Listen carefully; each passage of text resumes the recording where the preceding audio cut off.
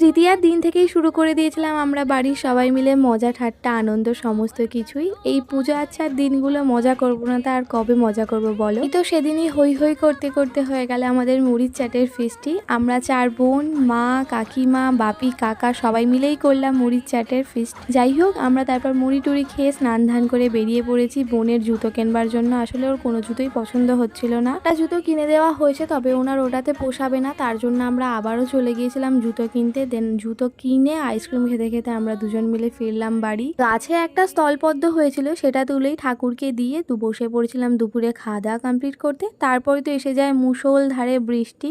বৃষ্টি শেষ হওয়ার জন্য এবছর আর নামই নিচ্ছে না। তারপর একটা ভিডিও শুটের কাজ ছিল, সেটা কমপ্লিট করলাম। দেন চলে গেছিলাম গোলুর কাছে পড়াতে। গোলুকে পড়িয়ে বাড়ি ফিরে দেখি আজকের রাতের ডিনারের মেনু হচ্ছে চিকেন চাউমিন, যেটা আমার খুব পছন্দের। তো আজকের দিনটা তো এইভাবেই কাটালাম। দেখা হচ্ছে আবার কাল। টাটা।